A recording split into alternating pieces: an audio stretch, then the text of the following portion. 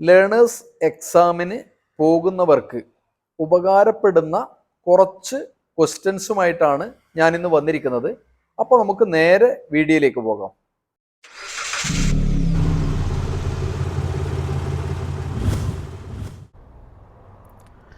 ഒന്നാമത്തെ ചോദ്യം, രജിസ്ട്രേഷൻ പ്ലേറ്റുകളുടെ കാര്യത്തിൽ ഡ്രൈവർ എന്ത് മുൻകരുതലുകൾ എടുക്കണം? എ, മുന്നിലെയും പിന്നിലെയും രജിസ്ട്രേഷൻ പ്ലേറ്റുകൾ വ്യക്തവും ദൃശ്യവുമായിരിക്കണം. ബി, നമ്പർ ഒഴികെയുള്ള അക്ഷരമോ വാക്കോ അക്കമോ ചിത്രമോ ചിഹ്നമോ പ്രദർശിപ്പിക്കാൻ പാടില്ല. സി, രജിസ്ട്രേഷൻ പ്ലേറ്റ് മറക്കുന്ന തരത്തിലുള്ള ഒരു ലോഡും വാഹനത്തിൽ കയറ്റാൻ പാടില്ല. ഡി, മുകളിൽ പറഞ്ഞവയെല്ലാം ശരിയാണ്. ശരിയായ ഉത്തരം ഡി ആണ്. മുകളിൽ പറഞ്ഞവയെല്ലാം ശരിയാണ്. ഇനി രണ്ടാമത്തെ ചോദ്യമാണ്, നിങ്ങളുടെ മുന്നിൽ സഞ്ചരിക്കുന്ന വാഹനത്തിൽ നിന്ന് നിങ്ങൾ എത്ര അകലം പാലിക്കണം? A, 15 metre. B, 10 metre. C, നിങ്ങളുടെ മുന്നിൽ സഞ്ചരിക്കുന്ന വാഹനത്തിൻ്റെ വേഗതയെ ആശ്രയിച്ചിരിക്കുന്നു. ഡി, മുന്നിലുള്ള വാഹനം പെട്ടെന്ന് വേഗത കുറയ്ക്കുകയോ നിർത്തുകയോ ചെയ്താൽ കൂട്ടിയിടി ഒഴിവാക്കാൻ മതിയായ ദൂരം. ശരിയായ ഉത്തരം ഡി ആണ്. മുന്നിലുള്ള വാഹനം പെട്ടെന്ന് വേഗത കുറയ്ക്കുകയോ നിർത്തുകയോ ചെയ്താൽ കൂട്ടിയിടി ഒഴിവാക്കാൻ മതിയായ ദൂരം പാലിക്കണം. ഇനി മൂന്നാമത്തെ ചോദ്യമാണ്, സുരക്ഷാ ബെൽറ്റോ ചൈൽഡ് റെയിൻഡ് സംവിധാനമോ ഇല്ലാതെ ഒരു കുട്ടിയുമായി വാഹനം ഓടിക്കാൻ കാരണമാകുകയോ ചെയ്യുന്ന ഡ്രൈവർക്ക് ലഭിക്കുന്ന പരമാവധി പിഴ എത്രയാണ്? എ, 500 രൂപ. ബി, 1000 രൂപ പിഴ. സി, 1500 രൂപ പിഴ. ഡി, 2000 രൂപ പിഴ. ശരിയായ ഉത്തരം ബി ആണ്. 1000 രൂപയാണ് പിഴ. ഇനി നാലാമത്തെ ചോദ്യമാണ്, സ്ക്രീനിൽ കാണുന്ന വെള്ള നിറത്തിലുള്ള റോഡ് സ്റ്റഡുകൾ എന്തിനെ സൂചിപ്പിക്കുന്നു? എ, ട്രാഫിക് ലൈനും കാരേജ് വേയുടെ മധ്യവും. ബി, മുറിച്ചു കടക്കാൻ പാടില്ലാത്ത ഒരു ലൈൻ. സി, ക്രോസ് ചെയ്യുന്ന എഡ്ജ് ലൈൻ. ഡി, അപകടകരമായ മേഖല. ശരിയായ ഉത്തരം എ ആണ്. ട്രാഫിക് ലൈനും കാരേജ് വേയുടെ മധ്യവും. ഇനി അഞ്ചാമത്തെ ചോദ്യമാണ്, പിൻഭാഗത്തെ അണ്ടർ റൺ പ്രൊട്ടക്ടറിൻ്റെ കളർ എന്തായിരിക്കണം?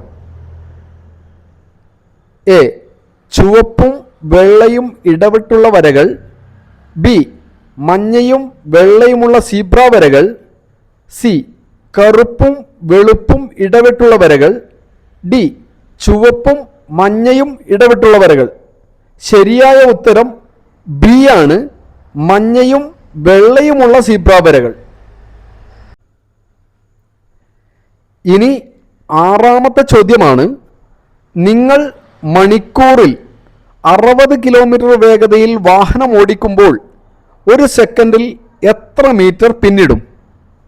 എ, ഏകദേശം 2 മീറ്റർ. ബി, ഏകദേശം 12 മീറ്റർ. സി, ഏകദേശം 17 മീറ്റർ. ഡി, ഏകദേശം 36 മീറ്റർ. ശരിയായ ഉത്തരം സി ആണ്.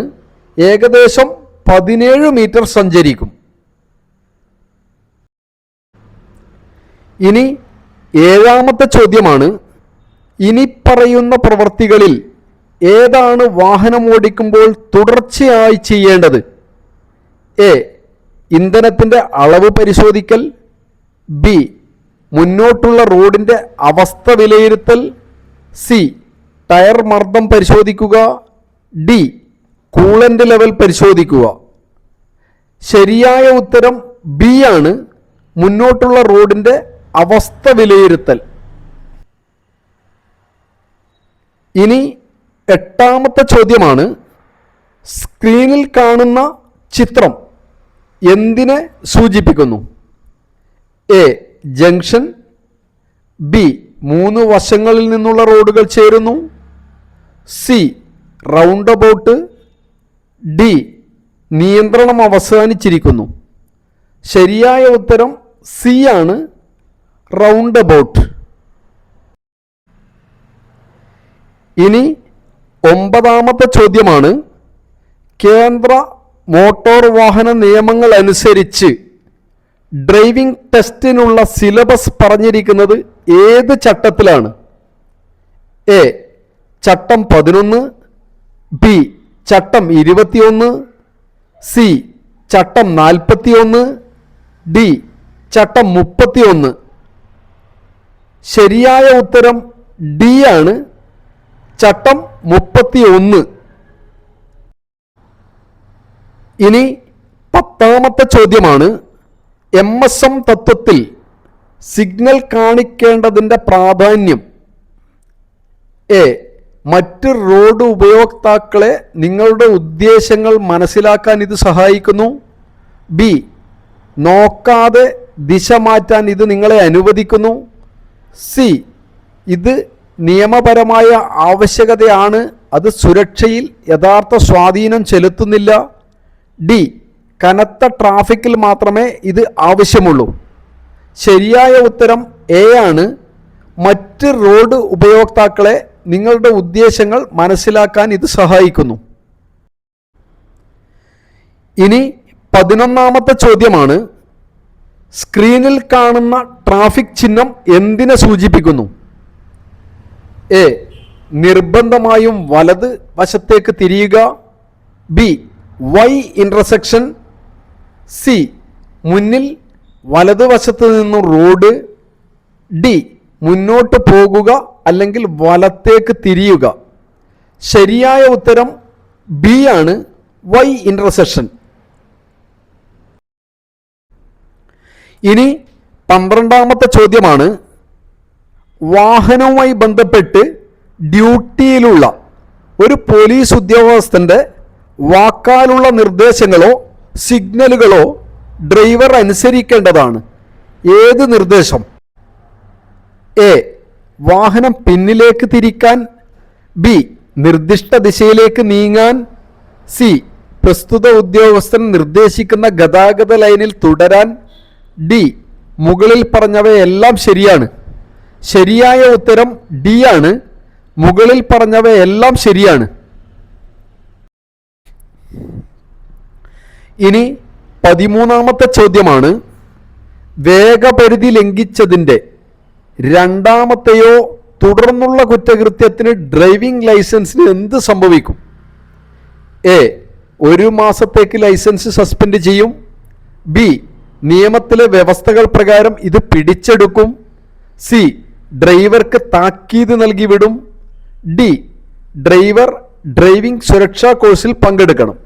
ശരിയായ ഉത്തരം ബി ആണ്, നിയമത്തിലെ വ്യവസ്ഥകൾ പ്രകാരം ഇത് പിടിച്ചെടുക്കും. ഇനി 14ാമത്തെ ചോദ്യമാണ്. സ്ക്രീനിൽ കാണുന്ന ട്രാഫിക് ചിഹ്നം എന്തിനെ സൂചിപ്പിക്കുന്നു? A staggered intersection. B Y intersection. C T intersection. D S intersection. ശരിയായ ഉത്തരം എ ആണ്, സ്റ്റാഗേർഡ് ഇൻ്റർസെക്ഷൻ. ഇനി 15ാമത്തെ ചോദ്യമാണ്. വാഹനത്തിനുള്ളിൽ ഉച്ചത്തിലുള്ള സംഗീതം വയ്ക്കുന്നില്ലെന്ന് ഉറപ്പാക്കേണ്ടത് ആരുടെ കടമയാണ്? എ യാത്രക്കാരൻ. ബി ഡ്രൈവറുടെ സഹായി. C driver.